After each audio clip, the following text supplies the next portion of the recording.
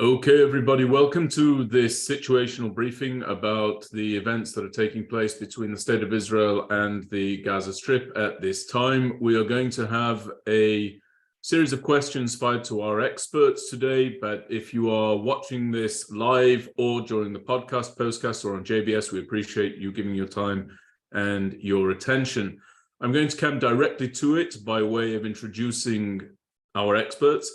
But before I do, as ever I do, I want to express my profound thanks to my colleagues at the MirYam Institute, Rosita Panini and Alan Langer, for whose assistance I'm very, very grateful. So on this call, we will be hearing from Lieutenant Colonel Yochai Guiski, a retired veteran of the Israel Defense Forces who served for 23 years within that organization. He retired in 2020 as Lieutenant Colonel after serving in the Israeli military intelligence. Yochai served in various roles, including coordination of government activities in the territories, or COGAT, Strategic Planning Division, and the Ministry of Defense. He's an expert in international affairs, the Middle East, and national security, with hands-on experience in devising and executing strategic planning at the highest levels of Israeli decision-making. After his retirement from the Israel Defense Forces, he has published several articles relating to the US-Israel and US-Russia relations. Yochai holds a master's degree in international relations with a focus on security studies that he earned from Tel Aviv University, and a bachelor's degree in economics and management from Tel Aviv University as well. He also happens to be one of the experts who disagrees with just about anything and everything that I have to say on policy issues, but that's one of the primary reasons that we so enjoy having him here to give his perspective at the MirYam Institute. Yochai will be joined by David Hacham, who served for 30 years in various intelligence and political strategic positions in the Israel Defense Forces, including 8 years in the Gaza Strip as advisor for Arab affairs to successive commanders of the Southern Command and the coordinator of government activities in the territories, or COGAT, as you just heard earlier. He was actively involved in the Oslo peace process and participated in the majority of meetings between Israeli leaders and Yasser Arafat. Following his military service, David Hacham was appointed advisor for Arab affairs to ministers of defense Yitzhak Mordechai, Moshe Arens, Ehud Barak, Binyamin Ben Eliezer, Shaul Mofaz, Amir Peretz, and Moshe Bogi Ya'alon. David is the author of 2 books based upon his experiences. The first is called Gaza in the Eye of the Storm, the inside story of the Intifada. And the second is entitled And the Land Was Filled by Hamas, Sheikh Ahmed Yassin and His War Against Israel. And it's particularly fitting that we have David with us on this call because Sheikh Ahmed Yassin was the spiritual leader of Hamas and was also one of the individuals, the dispatch of whom David Hacham was intimately involved in the orchestration of. So we are here to talk about the aftermath of targeted killings undertaken by the Israel Defense Forces, targeted killings that I wholeheartedly support and agree with. And we're going to get into all of that. But to start our question, by the way, members of the audience, if you do have a question, please type your question in the chat box, which is on your Zoom interface, or put a raising of the hand, raise your hand virtually, which you can do also via your Zoom interface, and we will try to get your questions out there. You can also email us directly, and I will read your questions aloud. We're going to run for about 60 minutes or so. Now, the state of Israel is once again in the midst of a significant operation. The operation has been dubbed or called Operation Shield and Arrow.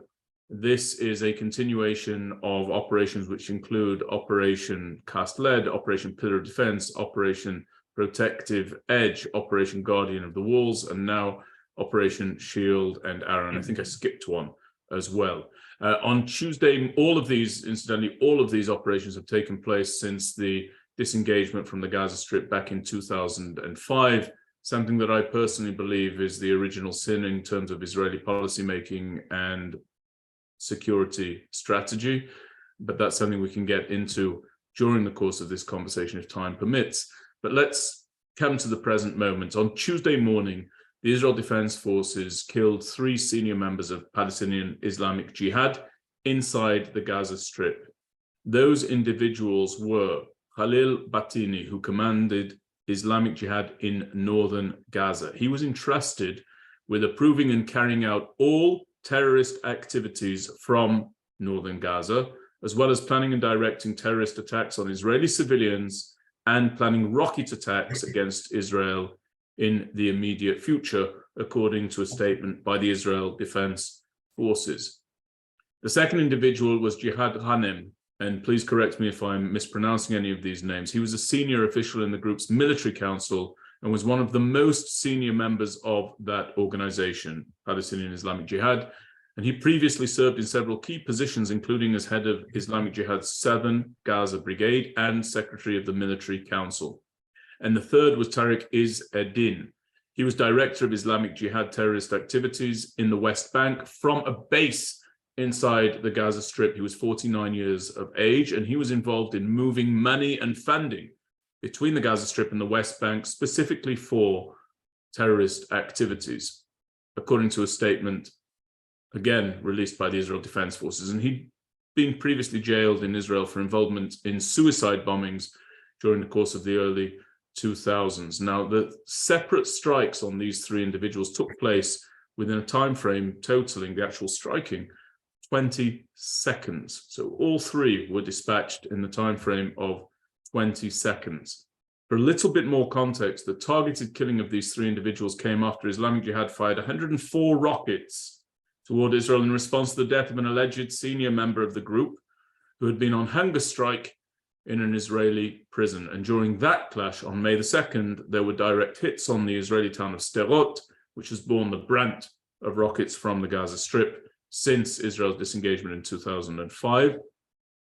And those, during the course of those clashes and during those rocket attacks, damage was caused to homes and to cars and injury to 3 workers inside Sderot. So that's a little bit of context. Please be clear, everybody, the 3 individuals who were dispatched, these were people engaged in evil, in terror, in orchestrating terror, and seeking to harm Israeli citizens and Israeli civilians. So my first question goes to Yochai. Incidentally, one last caveat. There is the real prospect that either one or both of our guests today will have to run to the bomb shelter or walk to the bomb shelter during the course of this webinar. If that is the case, we'll continue in their absence until they return. But I just wanted to let everyone know that this is the midst of an ongoing conflagration between Palestinian Islamic Jihad and the State of Israel. So, Yochai, I just want to begin with you. Both Palestinian Islamic Jihad and Hamas have said that they will retaliate against the State of Israel for these targeted killings. Now, these are 2 distinct organizations with some broad elements of overlap, but I'd like you please to explain to the audience what differentiates Hamas from Palestinian Islamic Jihad and what unites them. Let's just start with that basic information, please. Well, Hamas is actually the ruler of the Gaza Strip. He is the one in control, and everything that happens in the Gaza Strip actually goes through or by Hamas leadership and Hamas operatives. So they're in control. The Islamic Jihad is a smaller organization. It is not in control of anything, and it usually looks at Hamas as its big brother or the senior officials there, and for instructions or guidance on regarding of what is going on through Israel. Although when you look at those 2 organizations, they one, the Islamic Jihad takes its orders from Iran directly. It is getting its finances from Iran, it's getting everything from Iran, while Hamas is far more independent. They also depend on Iran for certain things, but they're not taking orders from Iran, though they on several years have been tightening their ties with the Iranians, with Hezbollah, and trying to coordinate operations in the north and in the south. If something happens in the south, or if there is a war in Lebanon. The difference, so what connects them is what they call resistance, the Mukawama. Both are terrorist organizations that have sought to attack Israelis. They're using terror tactics. They use the same weapons. They're using rockets. Some of them are manufactured through Iranians and by Iranian knowledge, and thus they are united in the cause of resistance, in the cause of terrorism, and getting Israel out of out of our homeland, our ancestral homeland. However, Hamas is in control, so they have responsibilities. They're the one that look at the population, at paying the teachers, at paying salaries for their organizations. And the Islamic Jihad is a far smaller organization, mainly of operational operatives, and so they're not looking at the bigger picture. When they want to act, when they want to aggravate the situation on Iranian agendas, they do so. Hamas has a broader view of these things, including what they want to achieve if and when Abu Mazen passes away. So they're looking at the West Bank as their prize, and they're building themselves into getting into the West Bank in the future. So they're looking at things far more broadly and are willing to work for calm in the Gaza Strip, while the Islamic Jihad are mainly instigators of terrorism and unrest. So again to you, Yochai, and then David, I'll come to you in a moment. There's some 270 approximately rockets by my last check that have been fired. 400. Now it's 400. Again? Now it's increased 400. To 400. So it shows you how rapidly this is unfolding, really. So 400, is it 400 or is it above 400? Yeah, that's the latest count, I think, around 400. So about 400 rockets have been fired toward Israel from the Gaza Strip. Dozens of those rockets have fallen within the Strip. It doesn't appear thus far that Hamas has really joined the fray beyond some statements with Palestinian Islamic Jihad. Can you tell us why they are not more engaged in this rocketing toward Israel? I don't know what. Can you repeat that? There's something just. What? Yeah, sure. Are you good, Yochai? Yeah, I'm good. Great. So it doesn't seem that Hamas has really joined in here with this attack upon Israel, certainly not to any great extent. Can you tell us why they're not more engaged in this rocketing towards the Jewish state? Well, this is a repeat of what happened the last time when you have Guardians of the Wall and Hamas chose to sit out. When they saw that they can sit out these kinds of things, and they didn't get a backlash out of it. So if you can get a proxy to do your work, your dirty work, support them, gain the moral high ground of the Palestinians of supporting the resistance while not incurring any damage to your infrastructure, and have the instigators, the ones that are not under control, take a beating from time to time, this is something that Hamas is willing to live with. And to some extent, we're even looking at it favorably when the late Abu al-Ata was taken out. They saw it as a positive thing because Islamic Jihad was trying to usurp their control, trying to challenge their authority. So when Israel takes out the Islamic Jihad, there is an element in Hamas that says, okay, if we can sit this one out, let Israel take all the Israeli society, the Israeli economy, take the brunt of it, and we're not getting hurt by it, but we're supporting morally, and nothing really bad happens to the Gaza Strip because we're not looking at hundreds of deaths, we're not looking at hundreds of thousands of deaths. So Hamas may view this, and it has viewed it last time and is viewing it right now as something that they can live with. So I'm just going to, David, I'm coming right to you. Don't worry. I wanted to say something about your first. Yes, I'll come right to you, but I will just say, Yochai, again, this is something that frustrates me massively, because it seems to be that the state of Israel is allowing a terrorist organization to operate out of an enclave that is under the control of another terrorist organization, Hamas. The smaller terror organization being Palestinian Islamic Jihad. They get to fire 400 rockets toward the state of Israel. The state of Israel does not hold Hamas responsible for this, isn't striking at Hamas. It just seems a complete juxtaposition with our policy with regard to Hezbollah in Lebanon. How often do we hear the idea that if Hezbollah the proxy, without obligations to the international community, if the proxy fires on Israel from southern Lebanon, then we will hold Lebanon responsible in our retaliation. But here, when it comes to the Gaza Strip, we do no such thing. We just allow Palestinian Islamic Jihad to fire. Hamas kind of raises its hands and says, there's nothing we can do here, nothing to see here, we're not part of this. And they go unpunished. That to me seems less than sensible. I'll take it after David takes his... Go for it, David, please. And Yochai, you've got time. First of all, allow me first of all to add something to what Yochai has just said. And he was correctly speaking about both Hamas and Al-Jihad al-Islami. But I would like to say something very much important in this regard, in order that our audience, that the people which are looking at us now, will understand properly, the differences between Hamas and Al-Jihad al-Islami.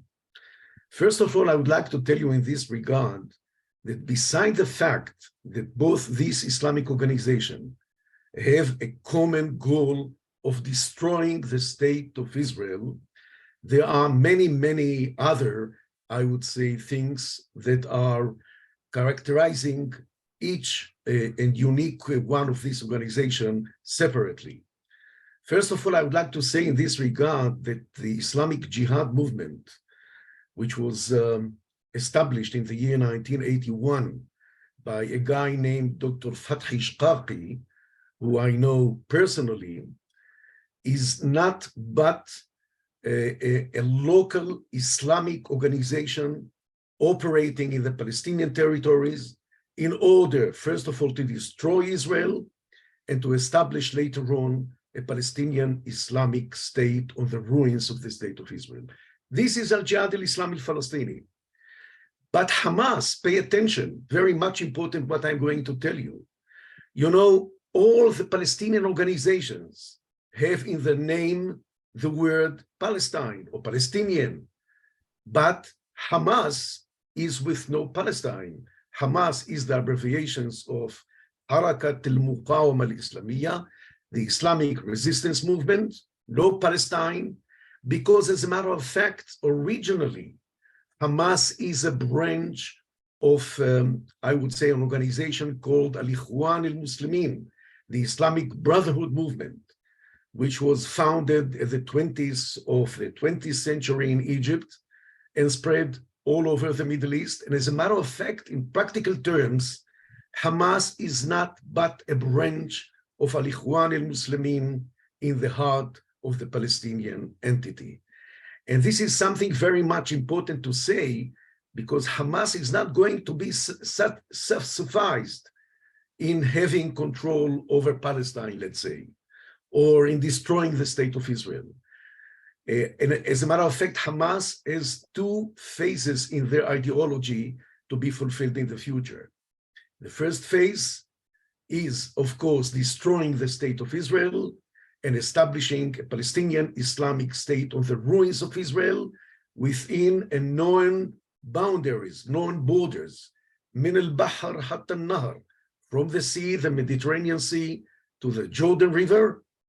And after fulfilling and establishing the Palestinian Islamic State, there will be the second phase, which is reviving the Islamic Caliphate, as it was after the time of the Prophet Muhammad and the four, caliphs after, in the empire of Beit Umayyah, Umayyah house, and Beit Abbas, Abbas house. And this is the ultimate goal of Hamas. As I've said before, two concrete phases. The first one, establishing a Palestinian Islamic state on the ruins of the state of Israel.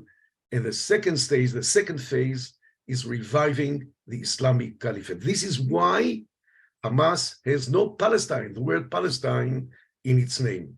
These are the differences between Hamas from the one side and Al-Jihad al-Islami from the other side.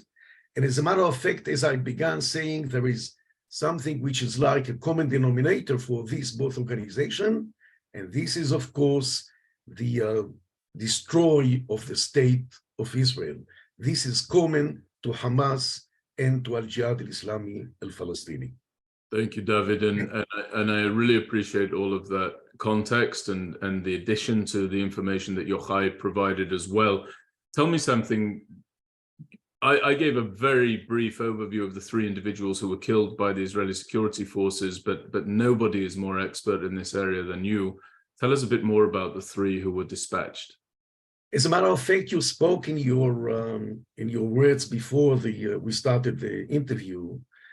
These are 3, I would say, senior activists in terrorism in Al-Jihad al-Islami al-Falastini in Gaza. One of them, Izzeddin, is not originally from Gaza. He is from the West Bank, and he is responsible for what we call the unification of the fronts.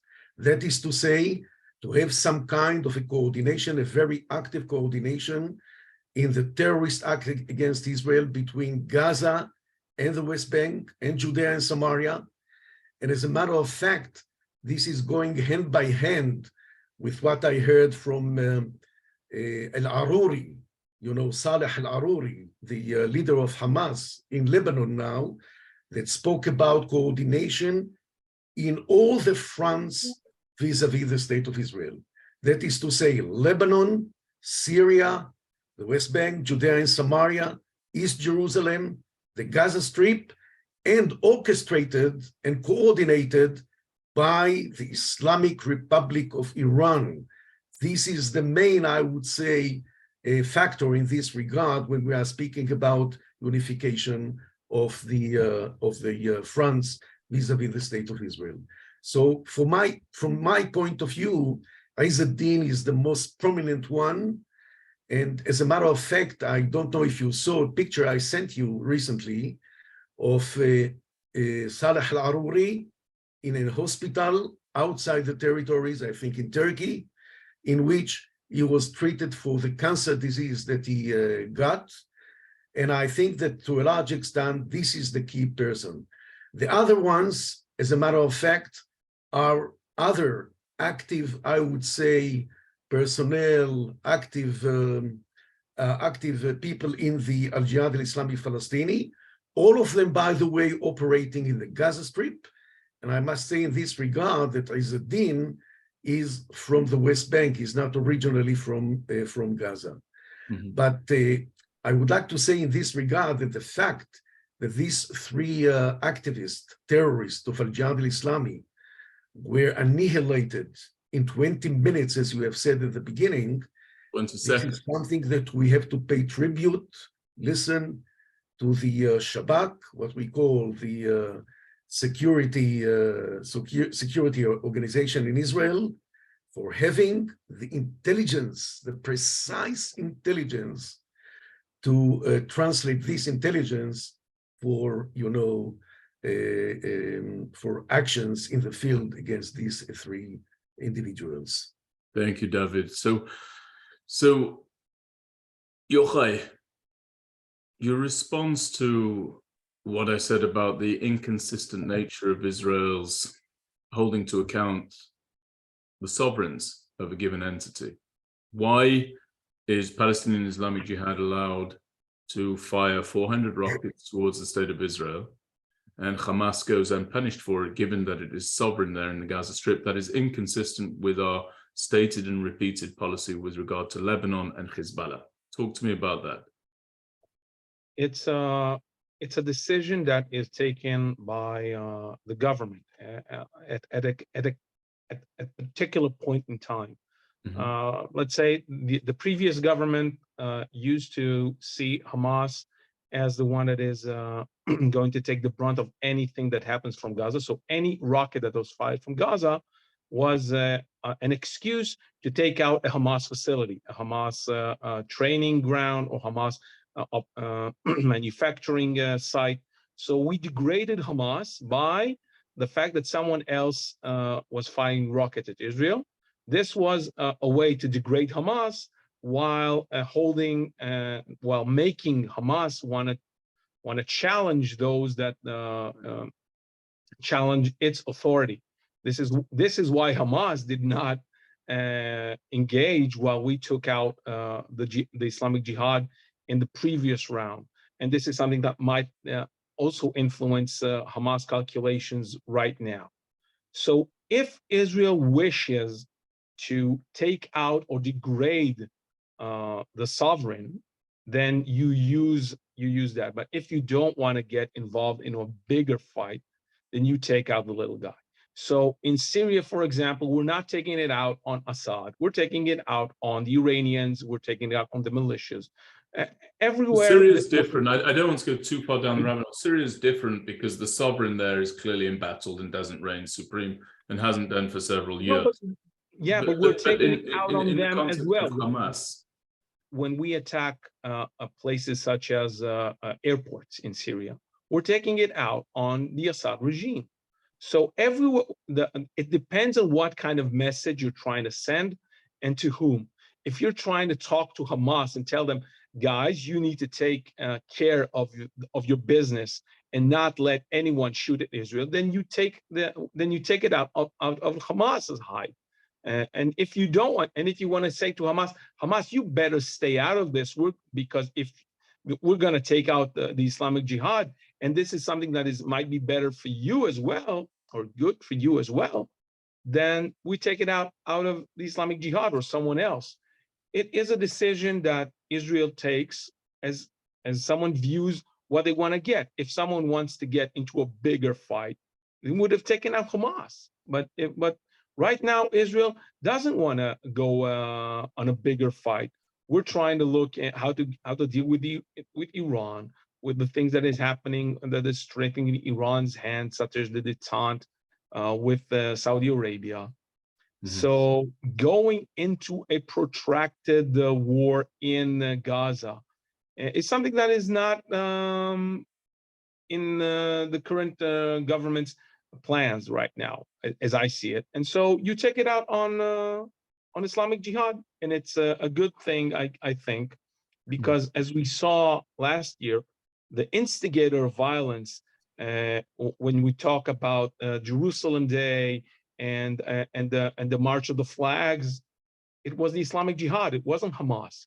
Hamas sometimes joined after Islamic Jihad took. So if you're looking at it as a forward thinking, if you take out Islamic Jihad right now, then you're reducing the risk of a confrontation regarding Jerusalem Day, the March of the Flags, or the Nakba Day, which we're going to have in the next few days. Okay, so I unsurprisingly, I completely disagree. I appreciate your perspective, but I do completely disagree with you. I'll explain why, and then we'll move on to another question. My view is that if we were to make it very, very clear to Hamas that they will be held accountable for any activities that are undertaken from their sovereign territory. I'm using the word sovereign for lack of a better word, quite frankly. I think everybody understands that, but from their sovereign territory, then one would not have this massive barrage of rocket fire from Palestinian Islamic Jihad in the first place. I don't think that would lead to an escalation. I think that could well lead to a de-escalation, and we'll just have to agree, as ever we do, to disagree on certain things. But I really do feel that there's a lack of consistency, and the danger of that inconsistency, Yochai, is that sovereign states elsewhere will not heed Israeli warnings that they will be held responsible for errant activities from within their territories by non-state actors. So I think it's quite a dangerous precedent, but we'll move on.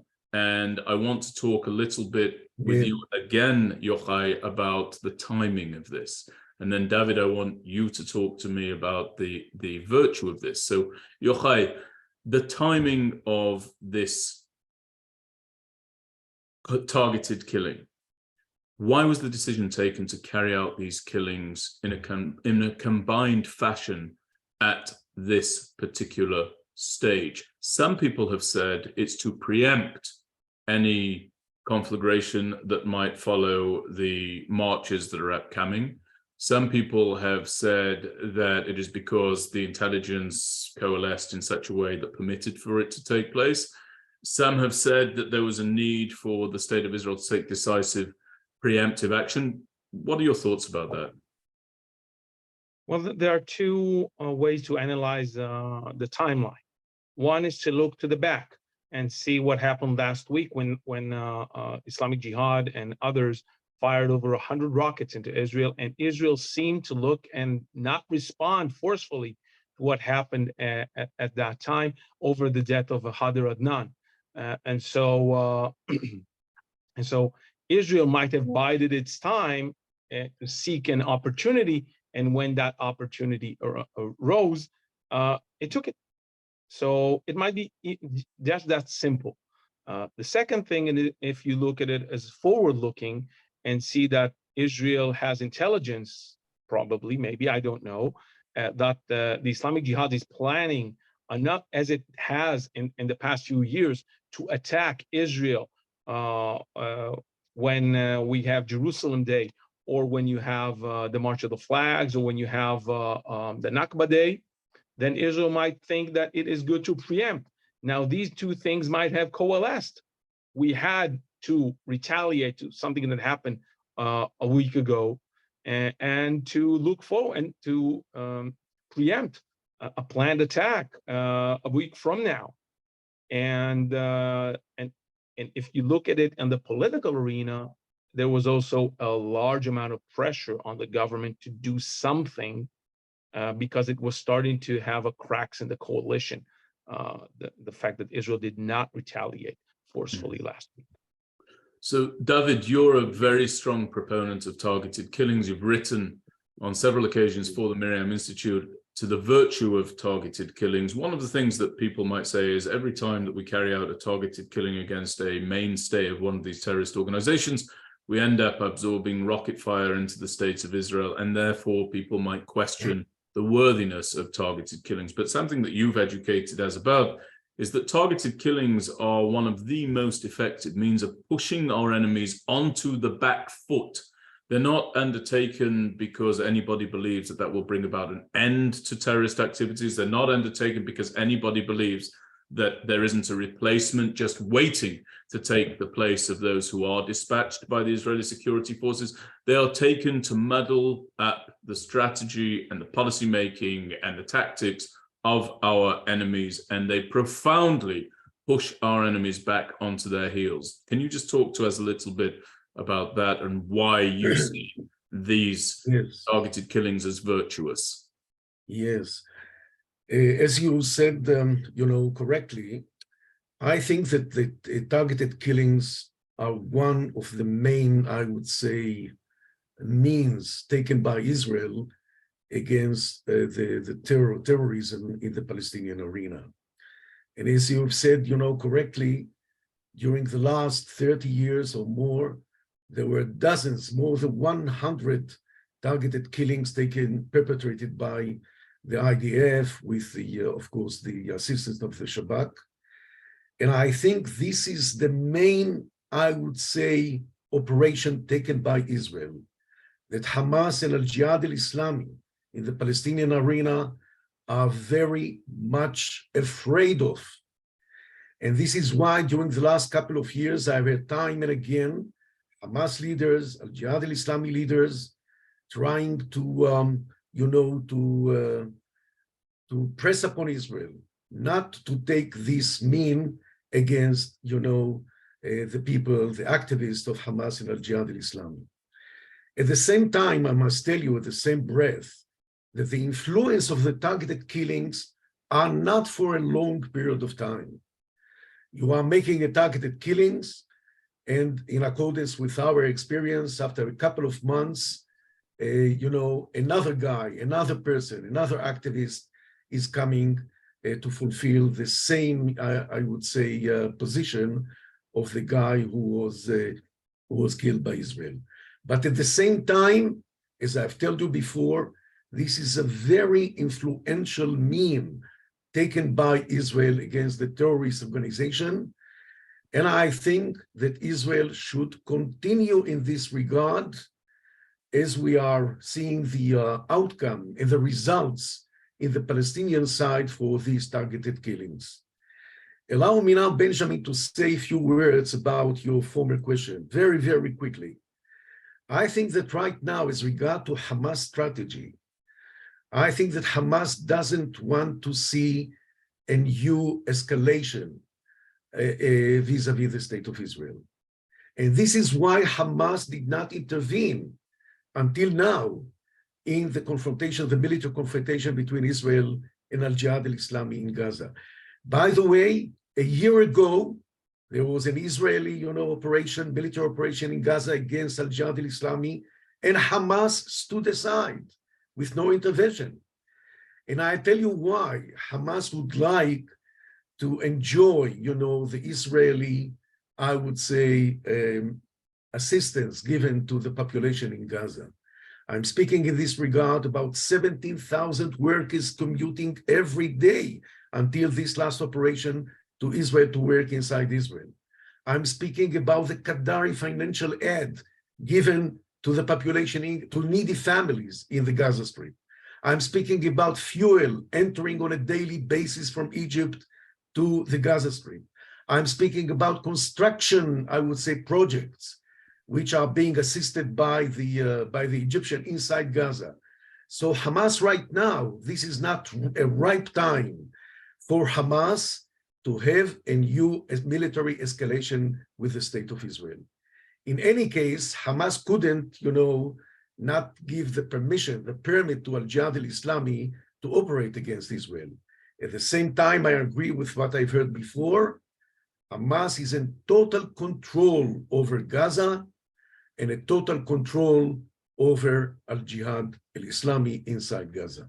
So again, just to present a different perspective, and I appreciate all of the points that you just raised, David, it might want to, Hamas, preserve the work permits that it extends to citizens of the Gaza Strip to come and work in the state of Israel. And it might want to enjoy the cash infusions coming from Qatar, among other places, for subsidies and for distribution among needy families. I'm sure plenty of that gets siphoned off to Hamas and used for corrupt means as well. But this is all nonsense. I mean, the state of Israel, specifically around the enclave of the Gaza Strip, would like its children to go to school, and they can't. It would like its workers to be able to work outside, and they can't.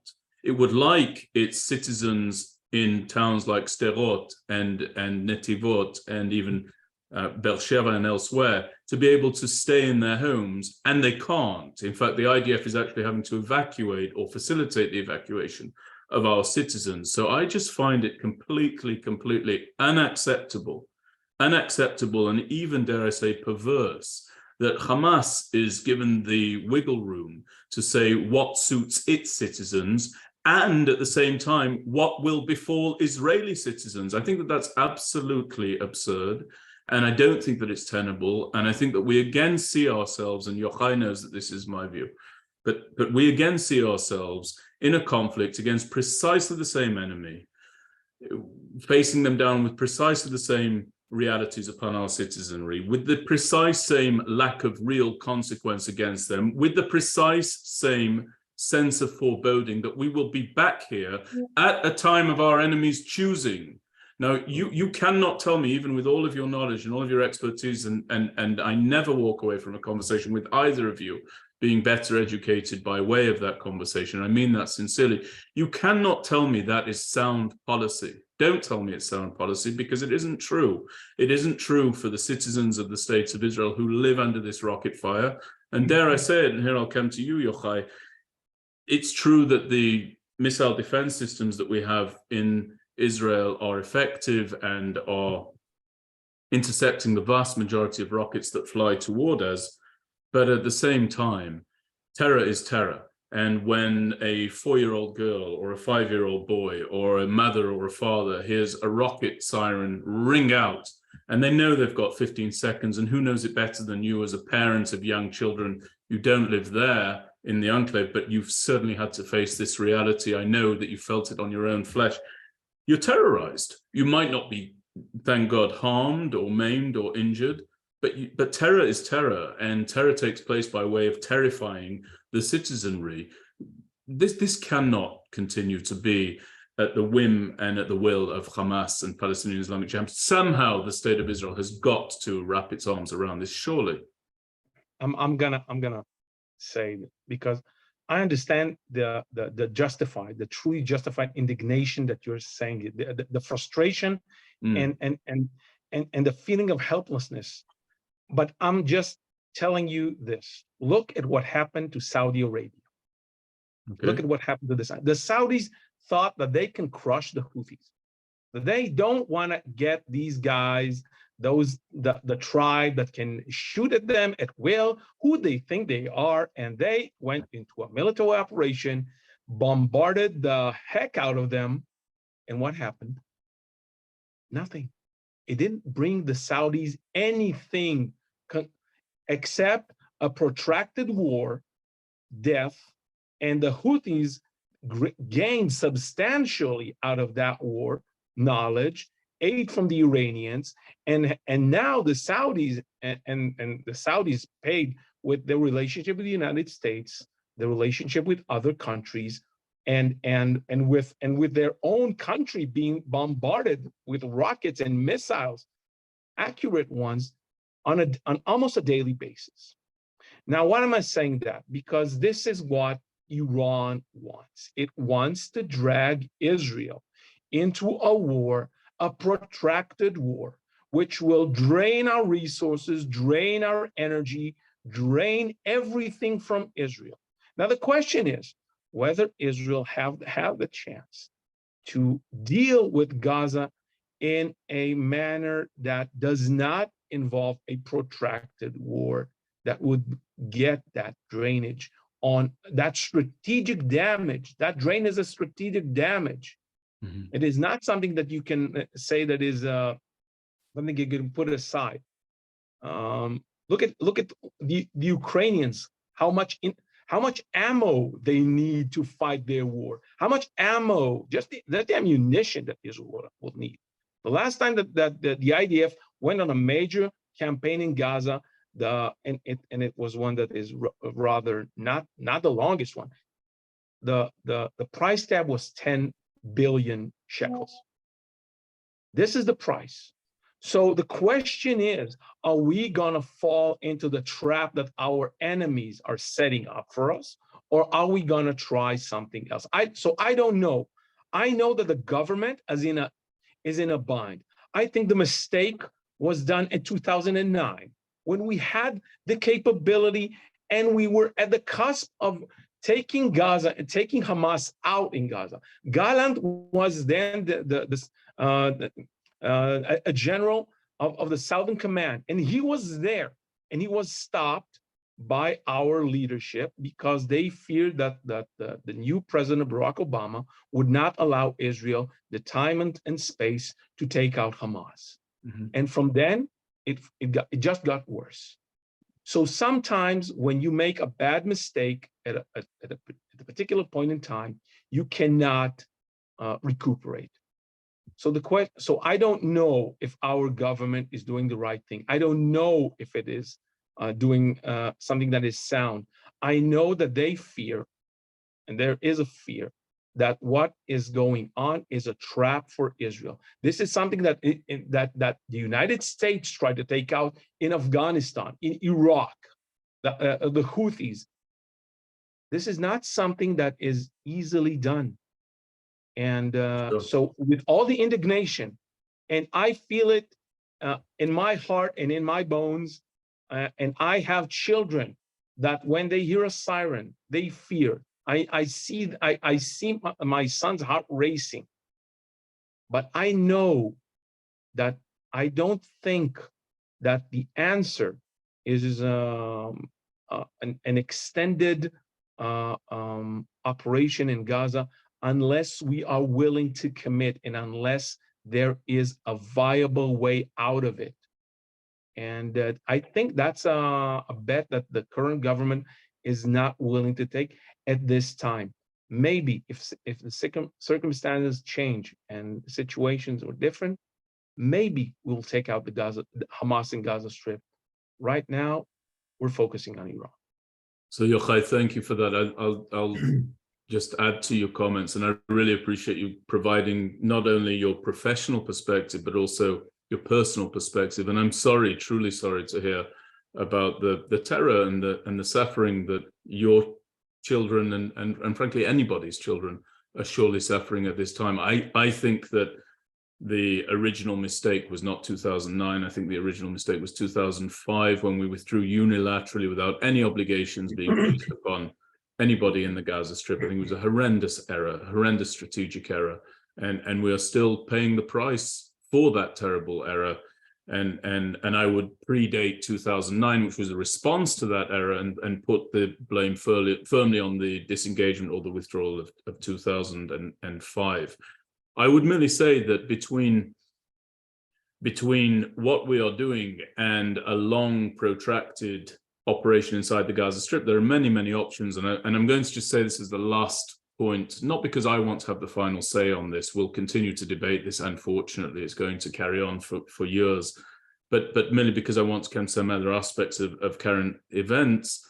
I believe quite firmly that the state of Israel has the opportunity to hold Hamas to account for what takes place in its territory. And as an example, if Hamas is going to sit on its hands and allow 400 rockets to be fired onto the state of Israel, including those rockets that terrify your children, then the heads of Hamas should be terrified for their own lives. And I believe that these targeted killings should be extended to whomever permits these reckless and indiscriminate attacks against Israeli civilians and Israeli citizens. And doing so does not lead to a long and protracted war inside the Gaza Strip.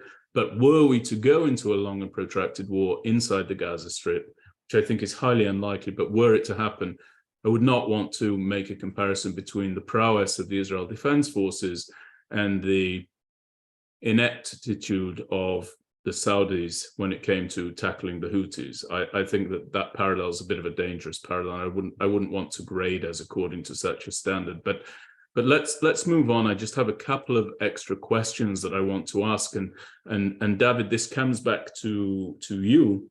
And again, we couldn't have somebody better than you to answer this question because of your background, not only in the Israel Defense Forces, but also beyond that in the Mossad and the Shin Bet and elsewhere. We saw a very, very public statement by Prime Minister Netanyahu, who praised the killing of these three leaders of Palestinian Islamic Jihad. And somewhat unusually, he was flanked by the Minister of Defense, Yoav Gallant, the Chief of the IDF General Staff, Herzi Halevi, the head of the Shin Bet, Ronen Bar.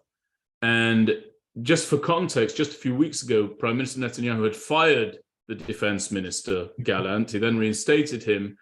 And there's also been heavy tension between the government and the Israel Defense Forces Chief of Staff surrounding the issue of judicial reform of late.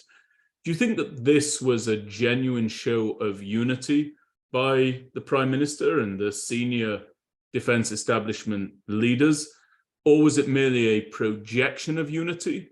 Or was it both, David? Was it sincere unity that needed to be projected to the Israeli public and to the international community? What are your thoughts on that? Listen, first of all, I'm not in the, I would say, inside the rooms where these people are being assembled. But in my point of view, I saw this, press conference of Benjamin Netanyahu, the Prime Minister, and the Chief of Staff, and the head of the Shabak, and the Ministry of Defense.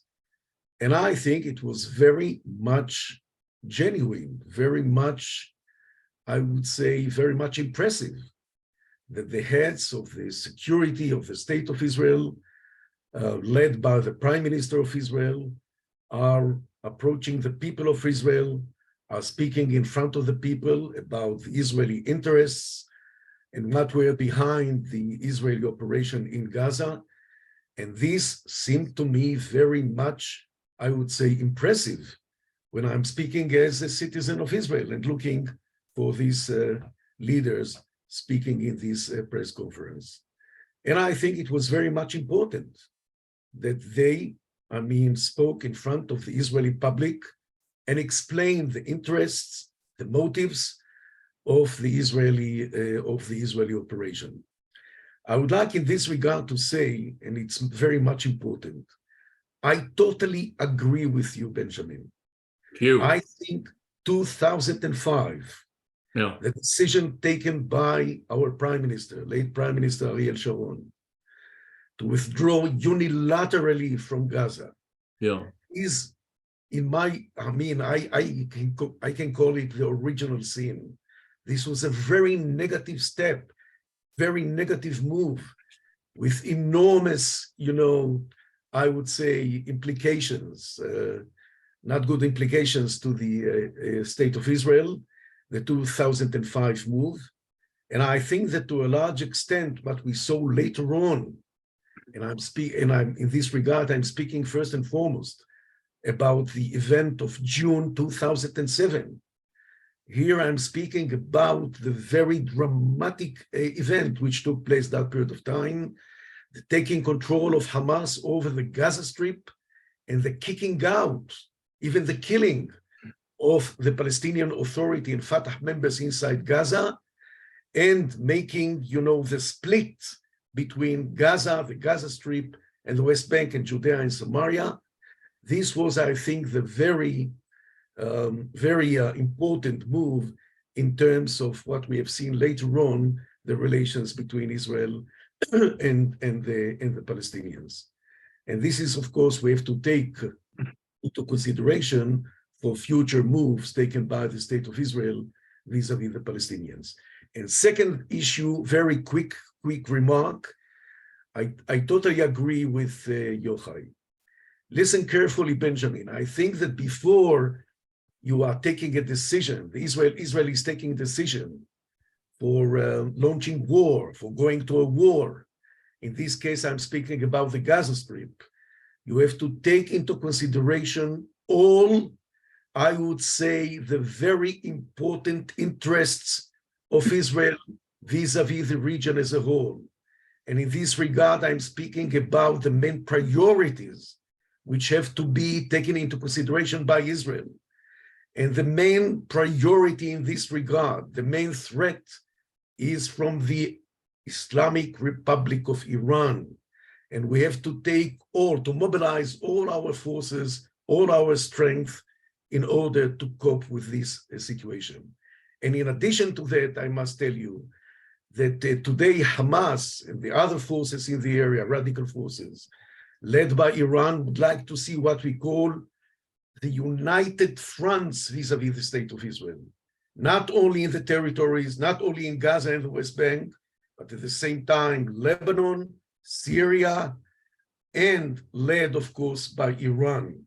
And this is something which is, I think, number one challenge for Israel right now in the area. So, David, we only have time for a couple more questions, but I really appreciate that you agree that the original sin, as you termed it, was the withdrawal, unilateral withdrawal in 2005. I could not agree with you more, or you agreeing with me on that point. Yes. I appreciate that. But but here I diverge from your opinion. The state of Israel is not in a reality where it, unfortunately, tragically, unjustly, gets to pick and choose when and where a fight is thrust upon it and upon its people. And I've said this many, many times. We have to, and I believe we do in most cases, just to be clear, I'm not undermining what the security forces have done. What we just did by eliminating these three individuals was absolutely masterful. And Yochai, I'm going to ask you a little bit about that in a moment. But as the Americans say, one has to be able to walk and chew gum at the same time. So we have to be able to deal with Iran and deter Iran. But we cannot do that to the exclusion of threats that are upon us right now. Iran is not going anywhere. Their proxies are not going anywhere. And therefore, I am firmly of the view that we have to defang those who we can defang now while they are relatively weak and while their capabilities are confined to conventional capabilities as opposed to nuclear tipped capabilities. If Iran gains nuclear capabilities and starts to inject tactical nuclear weapons into the battlefield by way of its proxies. And therefore, I'm sorry, I'm not sorry, I feel very, very strongly that we have to tackle Palestinian Islamic Jihad, not only and Hamas, not only in the Gaza Strip, but as we saw from just a couple of weeks ago, also their presence now on our northern flank, because otherwise we will rue the day that we failed to do that as we face down a conflagration that emanates from multiple fronts towards our people and towards our citizens. We are just creating, unfortunately, through our restraint, I believe, a rod for our own backs. And I think that the whole policy needs to be reviewed and overhauled. And it needs to be informed by the type of responsible thinking that you are articulating, David, and that Yochai, you are articulating as well. I'm not for going in guns blazing anywhere and everywhere. I know the limitations of that. I've participated in wars for the state of Israel, and I understand the pitfalls of that. But the idea that we have to somehow mute ourselves because Iran is looming in the shadows, I think that that is backward thinking, and I just don't agree with it anymore. I think that it's brought about a terrible, terrible situation for Israel. Yochai, I want to ask you a quick question about coordination, and please tell me if you feel that I'm dropping too much of a task upon you, but knowing you as I do, I don't think that I am doing. This was, as I mentioned in my question to David, this was obviously a coordinated effort between the Prime Minister's office, the Minister of Defense, the Chief of the Staff of the Israel Defense Forces, the head of the Shabak, even the Mossad, and so forth.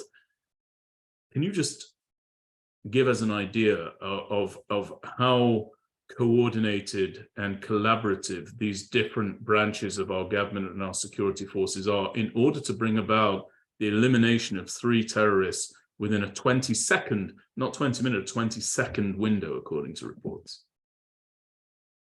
Well, the coordination is done mainly by the IDF between the operational, the operator, the one that pulls the trigger, and the one that brings the intelligence. So the intelligence might be brought by Shabak or by the intelligence branches of the IDF. And so coordinating them is what into an operational plan is the expertise of the Israeli Air Force. Now, these guys are amazing, I have to say. What they have gained when they deal with Syria, attacking from everywhere under enemy fire, has gained operational knowledge and knowing how to use different kinds of weapons and time them, as you say, to perfection. So everything hits the target within a window of 20 seconds is the operational capabilities that the Israeli Air Force and Shabak, because I don't know which one pulled the trigger, the specific trigger on these two, but this is how coordination on operational things happen.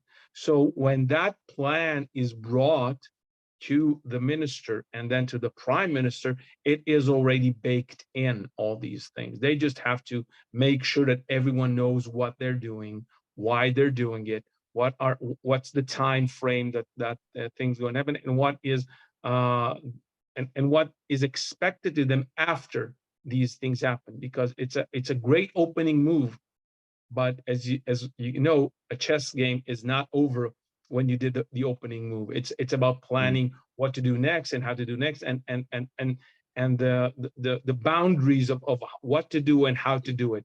So this is what the prime minister and the minister of defense would talk to the IDF and the Shabak about, and how to protect our citizens and how to stop the trains and whatever, and then but the operational things, that's entirely in the IDF and the Shabak. Thank you. And my last question goes to you, David Hacham. Just in terms of the current operation that we have, not the longer strategic picture, where do we go from here? There's already talk about a ceasefire. There's already talk about an Egyptian brokered ceasefire, but there are still rockets that are being fired towards Israel. Where do you see this going? What's What's our Yes. expectation for the duration of this? It's not hard to answer to this question, Benjamin, because we are with a lot of experience since the last 20 years of military operations being perpetrated by Israel in the Gaza Strip. And later on, we know what were the results of the military operation. I think, and this is my assessment now, we are now in the midst of attempts taken by Egypt, by Qatar, by the United Nations. These are the traditional mediators for, confrontations between Israel and Hamas and Al-Jihad al-Islami. So they are doing their utmost in order to reach, in a couple of hours, a ceasefire between Israel and the Gaza Strip, Israel and Hamas and Al-Jihad al-Islami al-Palestinian inside Gaza. I think that to a large extent, when I'm, of course, based my assessment on my experience vis-a-vis the Gaza Strip, vis-a-vis Hamas and Al-Jihad al-Islami, I think that to a large extent, I don't see a desire from Hamas or Al-Jihad al-Islami now. Basically, I'm speaking about Hamas to continue, the military escalation with Israel. I think that to a large extent, Hamas would like to see the ceasefire going on. And this is why I think at the end of the day, the attempts by the Egyptians, by Qatar, by the United Nations will be fruitful, and we will reach at the end of the day a renewed ceasefire between us and the Gaza Strip. At the same time, I must warn, first of all, I must warn the Israelis, not to take, as something which is total final, any decision, any agreement reaching ceasefire between Israel and Hamas, because as we have seen in previous operations, after we reach some kind of principle, understanding with Hamas via the Egyptians, Hamas still, or Al-Jihad al-Islami still launched open fire against the state of Israel. So in any case, we must be very much careful. And as I've told you before, the bottom line, I think, that within a very short period of time, we are going to see a new ceasefire between us and Hamas. Yeah, and David, I remember very, very well when I was in southern Lebanon during the Second Lebanon War in 2006, and I was a heavy gunner, and I was walking alongside the Samgad. I don't know how you translate Samgad. Yochai, help me out. How would you translate Samgad? The deputy battalion commander? Deputy battalion commander. Deputy battalion commander. Deputy battalion commander, yes. Right. So I learned all these terms only in Ivrit. And so that's what I know them as. So I was walking there alongside the Samgad in southern Lebanon, and word of the ceasefire came over the radio, and we were informed about that ceasefire. And I turned to the Samgad and said to him, "That's it, it's over." And he said to me, "No, Benjamin, now it begins." And unfortunately, we have to continue vigilance. We have to continue the fight for as long as is necessary. And I wanted to close today with just one thing, which is that I'm obviously making this call from here in the United States of America, though I will be back home in Israel next week. And it's always incredibly frustrating, not just for me, but also for my colleague, for Rosita as well, to be in the United States when our country is embattled. And so I wanted to just read, if I may, a very short prayer, because I think when one is unable to act and one is able to impact, it certainly only helps to pray. And I say that not in a peak of religious zealotry, but merely as a simple human being and as a simple Jew. And so I read aloud the following: Avinu sheba shamayim, tzor Yisrael b'go'alo, barech et medinat Yisrael, reshit tzmichat geulatenu, hagen aleha, be'evrat chastecha, ufros aleha sukat shlomecha, ושלח אורך ועמיתך לראשיה, שריה ויועציה, ותקנם בעצה טובה מלפניך, חזק את ידי מגיני ארץ קדשנו, והנחילם אלוהינו ישוע, ועטרת ניצחון תתערם, ונתת שלום בארץ ושמחת עולם ליושביה, ונאמר אמן. And for those of us who do not speak Ivrit, The prayer that I've recited is the prayer for the state of Israel, and it says, Our Father in heaven, rock and redeemer of the people of Israel, bless the state of Israel with its promise of redemption, shield it with your love, spread over it the shelter of your peace, guide its leaders and advisors with your light and your truth, help them with your good counsel, strengthen the hands of those who defend our holy land, deliver them, crown their efforts with triumph, bless the land with peace and its inhabitants with lasting joy. V'nomar amen, and let us say amen. These are not lofty goals for which we pray. These are the prayers that are the inherent right of every mother, father, son, and daughter of Israel, and dare I say of the world, and may we come to knowing a time of Shalom al Yisrael. I thank my colleagues at the MirYam Institute. Thank you very much, Yochai. Thank you, David. As I said during the course of our conversation, never do I leave a discussion with either of you without being enriched and educated, and I appreciate the vital context that you brought to our conversation today, as ever you do. And I look forward to the next time we convene, hopefully on a happier note, and may the guns fall silent very soon indeed. And thank you to our listeners. All the very best. Thank you. Thank you.